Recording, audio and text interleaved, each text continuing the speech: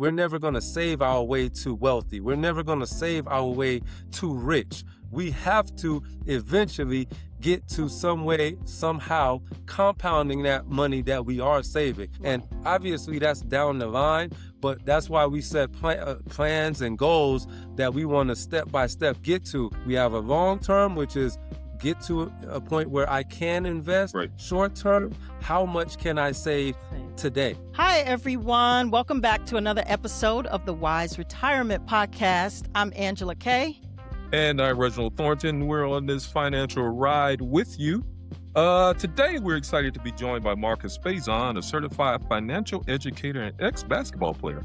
Marcus is here to share his insights about how we can achieve our financial goals no matter where we start. Well, we need that right now. Yes, So, Marcus, absolutely. thank you for joining us today. Absolutely. For the invite. Thank you for the invite. Yes. So, before we dive in, can you tell our listeners a bit about how you became a financial educator from being an ex-professional basketball player? Yeah. How well, and why? It goes back a little ways. I played professional, as you mentioned. I played professional basketball in Europe, mainly in Europe, for about 14 years. Played in all the different countries. Visited so many different countries. Played in Belgium, Spain, Turkey, Greece, just many different countries, and it was a great ride. Saw a lot of things, saw a lot of wealth, right? Well, I was fortunate enough to see a lot of people that made a lot of money, and I was fortunate enough to be in that group. But then I also saw a lot of people that made money who didn't make their money last, right? As we got to retirement, some guys that retired before me, and then even some guys that retired after me. The conversation that we never had in the locker room was how to turn these millions and hundreds of thousands of dollars that were being made into generational wealth. And so when I got closer to retirement, about halfway through my career, I had a financial advisor on my end who just kind of really just started to show me some different avenues to go down, not really focusing on the education aspect.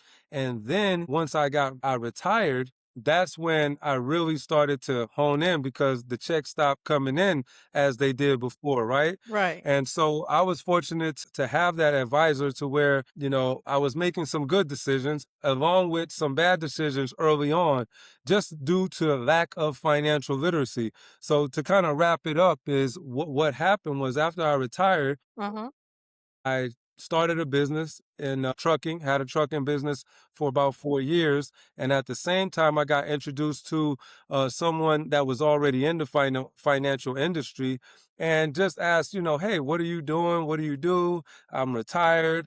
And then once he told me, hey, I teach people how money works, it just was like an epiphany, right? It was just like organically, wow, I know a lot of people that have made a lot of money who didn't have the financial literacy, the financial education to turn that money into more money.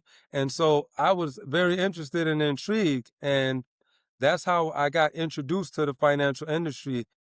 And then once I actually got into the industry and started to see a lot of the different areas, different ways that, we can make money, make more money, how we can get leverage credit, how we can turn income for life, right? With annuities, with insurances, with just different ways. And not only on, ways of gambling, safe ways that you can also, get compound interest and things of that nature. So that's the way that I got introduced to the financial industry. And it's just been a real blessing as I love to share this information and spread this information because, as we were talking about before we got on, started rolling on camera, we were talking about, universities and high schools and how they don't teach personal financial education in That's high right. schools and in college. So once I knew that and I knew that I can be an avenue and be an outlet for individuals and business owners to, collect this information, it was just like a no-brainer for me to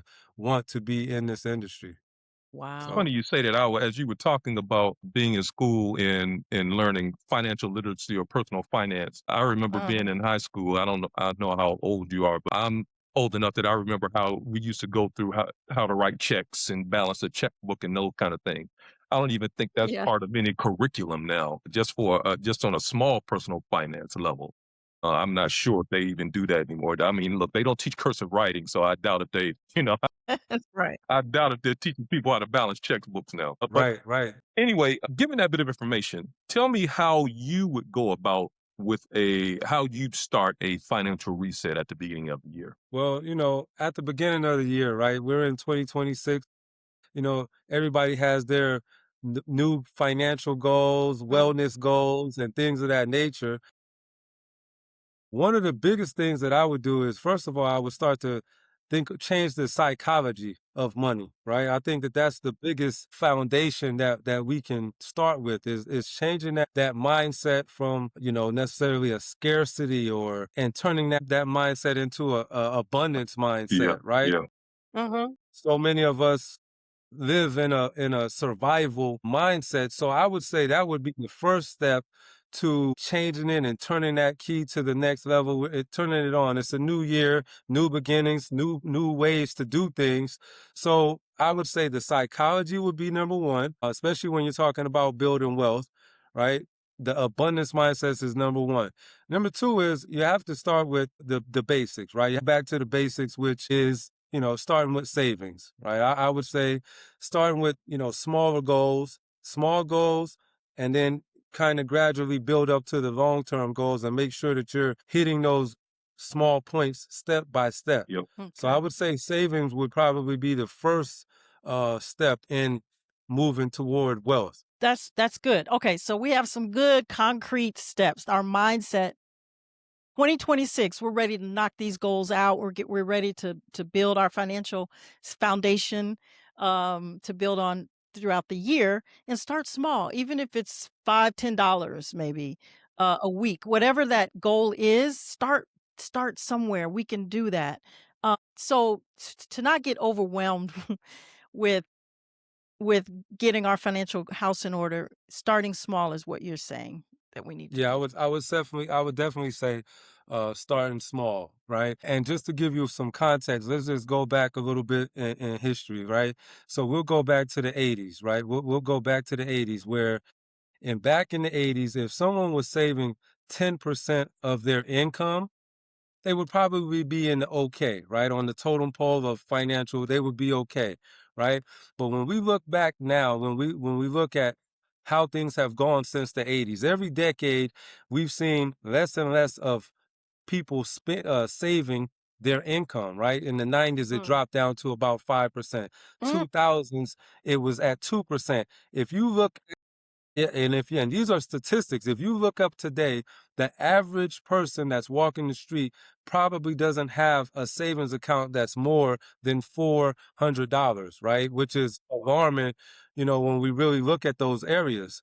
And so, with that being said, when you look at, let's say, back in the day, in the 80s, for example, if you save that 10%, you probably be okay. You'd be able to take care of your basic needs and some of your wants at that time.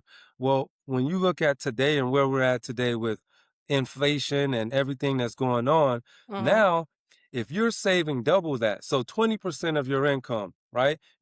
Now, today, in today's climate, you need to save that 20% just to be okay, to do those same things as far as take care of those needs and a little bit of those wants. To really get yourself on that trajectory, as difficult as it may seem, to be on that higher echelon of the financial totem pole, you want to be trying to save somewhere between 30% of your income, right? Wow. Some ways, and that's to be on the trajectory to be on the upper echelon of the financial totem pole. So, you know, like you said, Angela, there is steps, right? okay, You definitely don't want to be overwhelmed, and that's why I always like to mention, having a goal and having a plan, right? Having a goal and having a plan is going to be crucial. Like you mentioned, you want to start by maybe a week. How much can you save in a week? And then once you get that, build up that muscle, now mm, you can turn that into If you start at $5 a week, now maybe down the line, you start to see some success, some progress. Now you can build that up to $10 a week, and so on and so forth. But just making sure that you see the long picture, but you also focus on the short term. So that would be my initial steps. Well, let me you actually, to be honest, you said 20%. That's alarming, because I don't know It anyone went up to 30. anybody I don't know okay, let me ask you this. How practically can we share with our listeners, including me, to get from 2%, which is where most of us are, to 10%? Are you saying go from 2 to 5 maybe percent of our savings and then go from 5 to 10 to build I up to mean, that 20%? And then right. another thing is most of us don't even make that enough. Our Well, outcome see, is more than our income to save that much. How is it possible? I'm trying to well, figure it see, out. good, good. Yeah, that's a good question, and that's one of the topics that we always have when we do sit down with someone. And what we find is that when we do sit down and actually go through a cash flow budget, where we're talking about looking at, like you mentioned, all of the income that you have coming in, no matter what is, looking at how much you have coming in, and then more importantly, probably, is looking at everything that you have coming out. And I'm talking all the way down to your Netflix subscriptions, your gym memberships, all of those things. And it may take a month for someone to actually see, all right, what are we actually working with? But then once we are able to take that month and really focus on every single thing that you're paying and spending money on. That's laundry detergent. That is Mm, electricity. Things that we don't speak of or don't think of on an everyday basis. Gas, eating out, whatever it is, getting your hair done. Because when you actually put that down, and we actually have a spreadsheet where it will calculate the percentage of each of those items that you are expenses, to where you see, oh, this is going to take up 10% of my income, etc. But with that being said, we find that when we actually set out a plan, have an objective, and now you go through that month of gathering that information, now you have it all in front of you on paper, and you can see and start to say, I can maybe cut here, I can maybe cut there. And now that $0 that you have, that people say, hey, I don't have anything after I'm done with my bills. right. Well, it's strange how we, without anything changing, without any overtime, the only thing that's changing is where those funds are actually being dispersed Right. and where they're being dispersed. And you'll see that a lot of times, not every time, but a lot of times you may find another 50, $100, or even more, Mm, right? Depending on, how someone's spending habits are. yeah. Thank you. That gives me some relief. And so just a quick follow-up to that. So if you're saying we're trying to ratchet up to say 20 or 30%, are we saying out of our actual wages earned, or are we talking about our bring home net plus investments, or what are we focused on when we talk about trying to save that bit of money? Okay, yeah.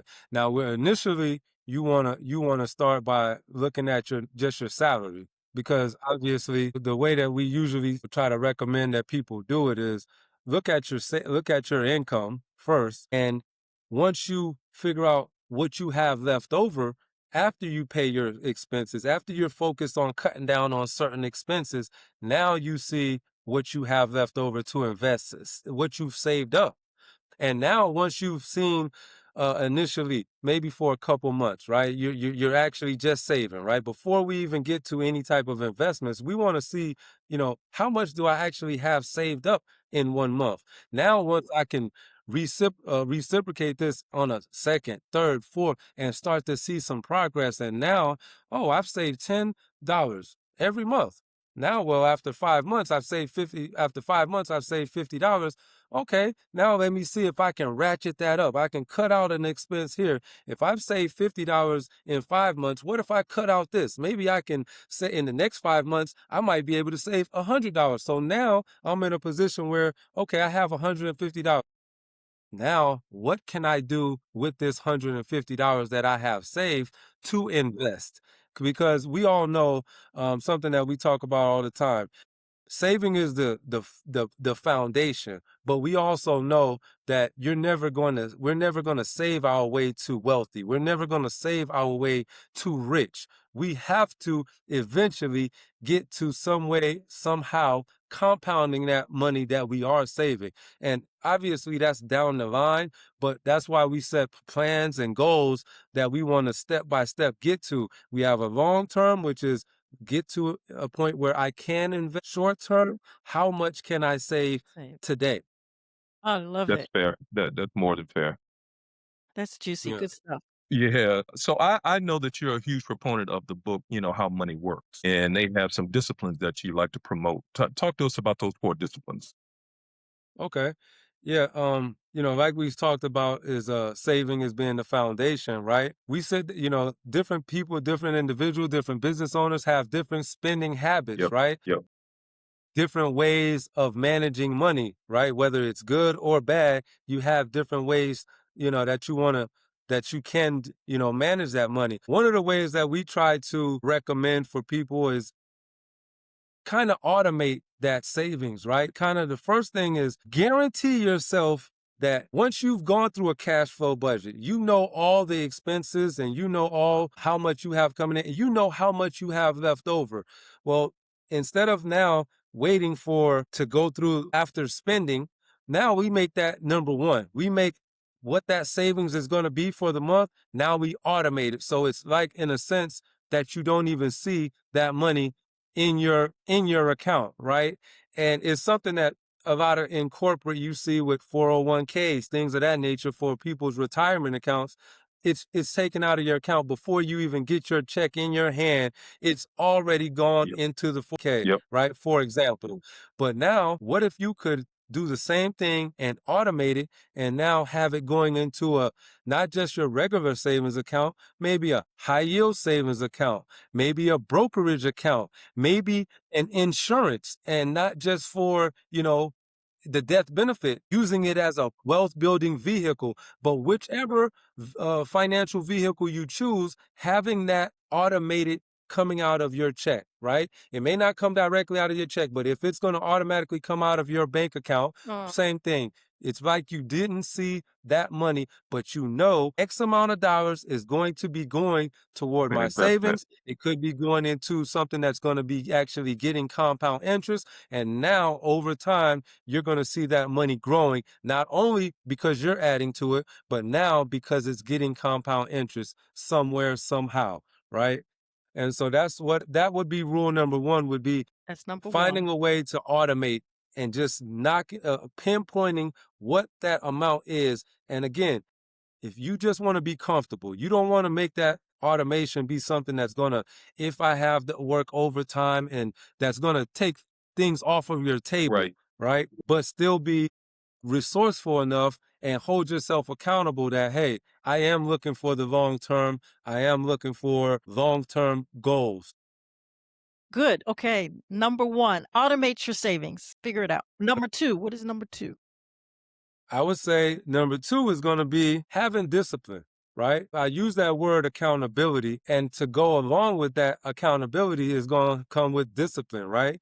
And what I mean by that is having the discipline. If you don't automate, right? We would love for you to automate, but if you don't automate, right?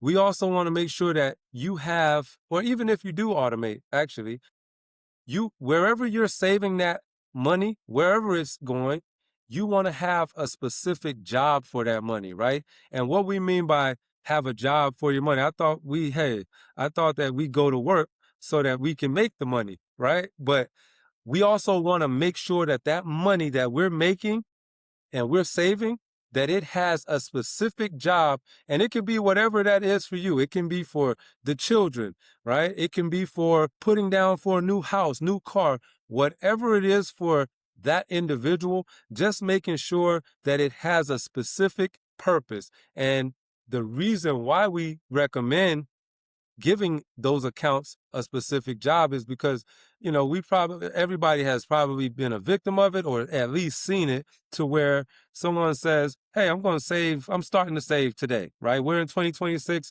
I'm going to start to save. It's going to be a great year, right? But we don't actually know what we're saving for, right? And so what Mm. happens just psychologically, for some reason, when we don't give it a specific job, we tend to, when this comes up or that comes up, we tend to dip into it a little bit more than we Mhm. would if had one specific goal for that money, right? And you can have several different accounts for several different reasons, several different purposes count, right? This is my fun Right, money. right. This is my emergency money. This is my house, down payment for my house, whatever it is. But now when you're specific, it's going to kind of channel you and help give you some type of discipline if you want to hold yourself accountable. So I would say that would be number two. Okay. Number 2, discipline. What's number 3? Well, then once we get to you know how much you're saving, you're automating it, you have a purpose for that money, right? Now the year is going on, right? You've been doing all those things are going well, or things are moving forward. You're in year five, I mean month five, six.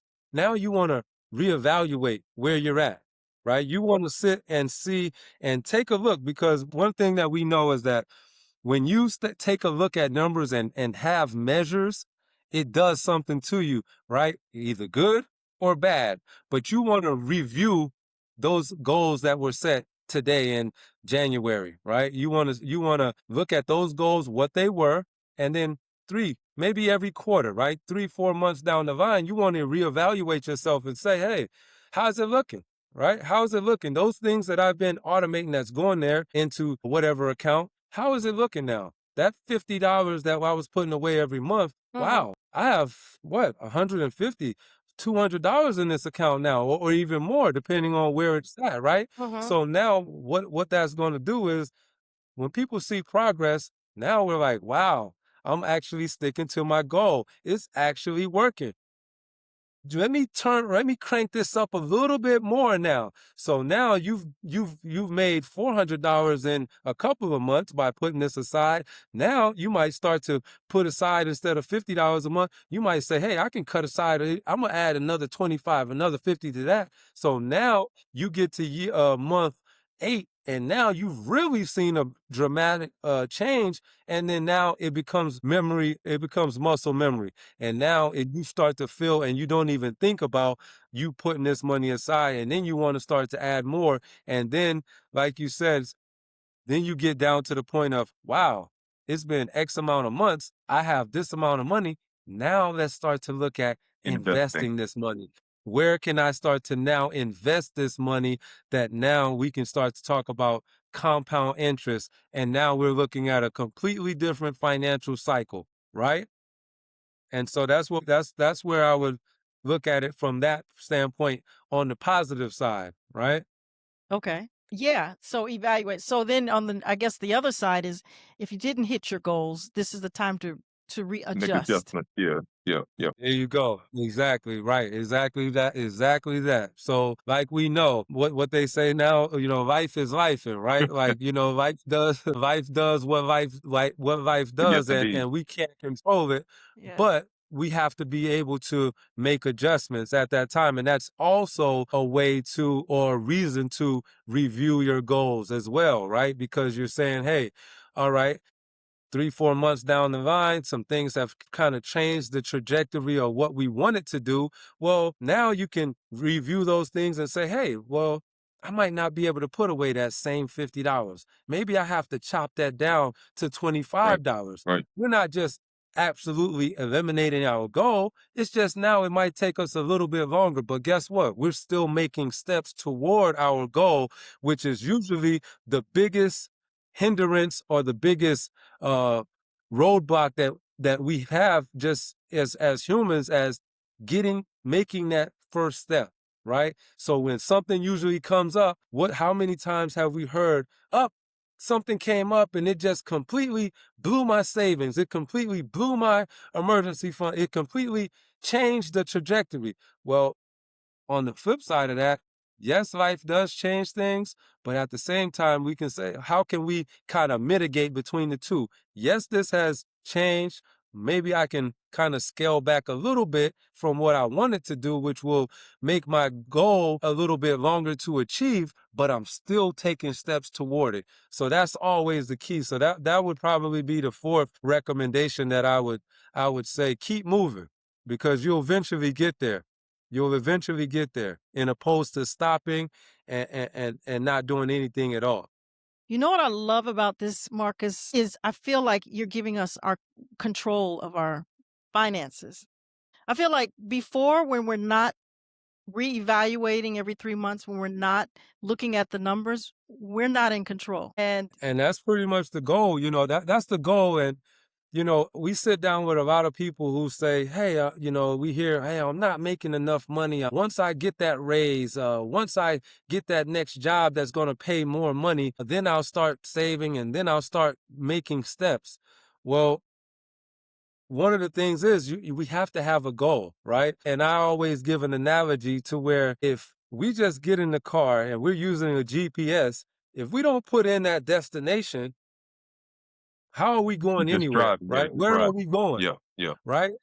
And when we use that analogy and we're talking about for our finance, why won't we use that same thought process when we're talking about our finances? We have to give a destination. We have to have a destination if we want to get there. And to get there, we have to have a plan, because if we don't have a plan, then there's a good chance we're planning to fail because there is no plan in place, right? Excuse me, those things all in a line is exactly that, Angela. It's giving a plan, it's giving some control of your money in one way, shape, form, or fashion. not everyone can get a part-time job, but once you get this plan in place, you could start making extra money from a part-time job to reach your goals. Absolutely. I mean, and especially in our climate now, right? Mm, When we're talking about, and that's funny that you say that, because that's one of the things that we hear also is like, hey, I just not making enough money, right? My bills are almost the same amount as the money that I have man. coming in. So cash flow is always a question for anyone, right? Business owner, individuals, or whomever it is. So when you talk about a second job or a side hustle or a second business, multiple streams of income, because in today's climate, when we see, when you have one source of income, it's so close to no sources of income, right? Wow, yeah. And when you look at that, and especially in our climate today where inflation is rising, as you can see, Mhm. jobs are being lost, sometimes not even by the fault of not working hard, not performing. Right. Sometimes jobs are just being lost because somebody else is making a decision. Your services are no longer needed. So the more Mm. streams of income that one can have, when that one gets cut off, I still have another one. Maybe I still have two. So now it's not knocking you completely off of that train. And with today's world, there's so many different options and avenues that you can go down to make that second stream or third stream of income when you're not working. Even if you're working a 9 to 5, I hear now there's a 9 to 5 that's for the person that you're working for, and then there's a 5 to 9 or 5 to 10 for Yep, yourself, yep. For right? yourself. So those are things that we all have to look at. I tell my children, Mhm. or a couple in their 20s and teenagers, like, hey, start looking at ways to do it. Whether it's AI, whether it's driving, Lyft, Uber, medical supplies, there's multiple ways. And the beautiful thing about this generation is I can turn my phone on and turn that into a way To that make I money. can make money Yep, on my own, yep. right? That is That's a great point, Angela. There is a way, and there's many ways to bring in that second or third stream of income without necessarily killing yourself and working, yeah. 100 hours a week. Yeah, Yes. the other question, you said something earlier about, multiple streams of income, and knowing that Essentially what you're saying is it doesn't matter how many streams of income you have, whether it's just a 9 to 5, whether you have a 9 to 5, 5 to 9, 10 to whatever. Get in the habit of saving. Whether with your first job, you only have $2. By the time you get a second job, you may have $10, but you're already in that habit. It's not something that you have to relearn. You're already in that mindset. You're ready to go. So it doesn't matter. Absolutely.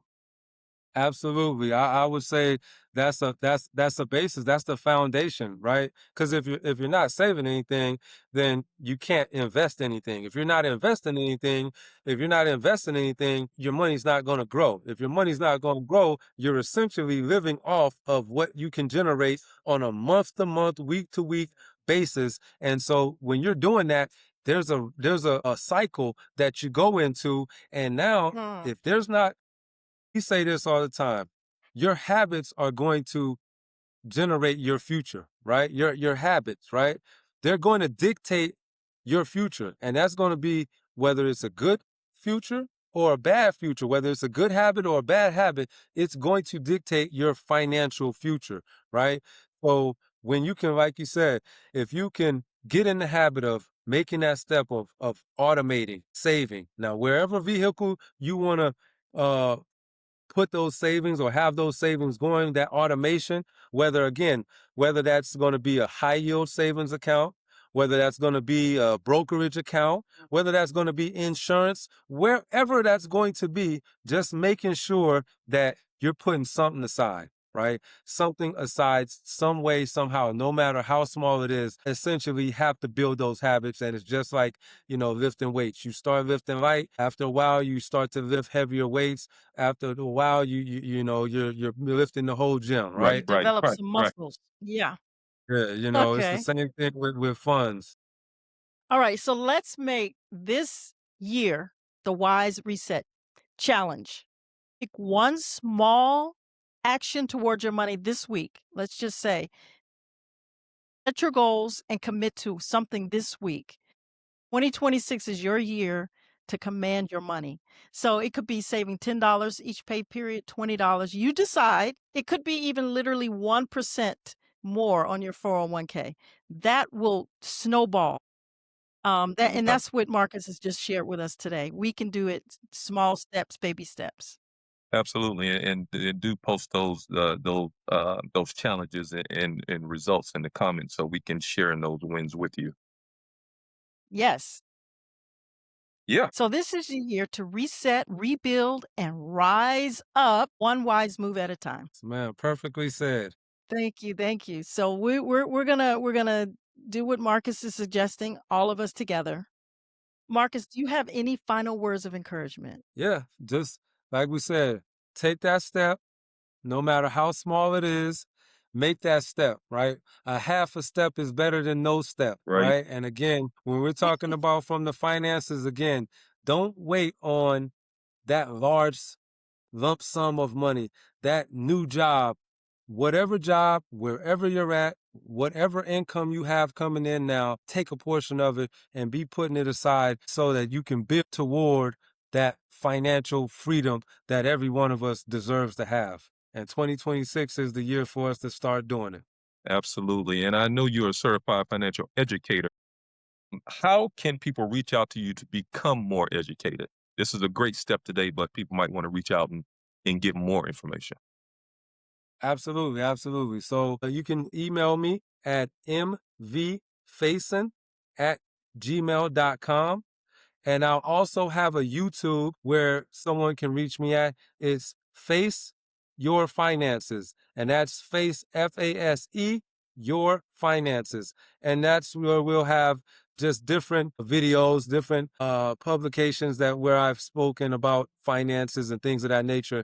And just to follow up, if anyone is interested, we do have complimentary financial reviews where we can sit down with someone, look at what are your financial goals, where you're at currently, and where you're looking to go. And then we can come up with strategies and recommendations complimentary to get you moving toward those financial goals, whichever they are. That's a great thing for the new year. That's a great thing. Oh, yeah. Absolutely. Yeah. Thank you, Marcus. So this brings us to the end of another great episode of the Wise Retirement Podcast. We appreciate you, Marcus, for coming in tonight. Absolutely. Thank you. Thank you for having me. Thank you for having me.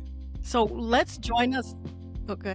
No, go ahead. Okay. Join us next week. We're diving into a tax strategy conversation with a successful accountant who will help us keep our money in our pocket as opposed to it getting out of our pockets. Right. And also, we hope you've enjoyed the show. If it helped you, hit subscribe on YouTube. We'd like for you to join the Wise Retirement family and comment below so others can learn as well. And if you have any questions, feel free to reach out to Angela at thewiseretirement.com, and we'll try to answer some of those questions on the show. Absolutely. Well, we'll see you next week. I'm Reg. And I'm Angela Kay, reminding you we're on this journey together. Until next time, take care. Right, welcome to the ride.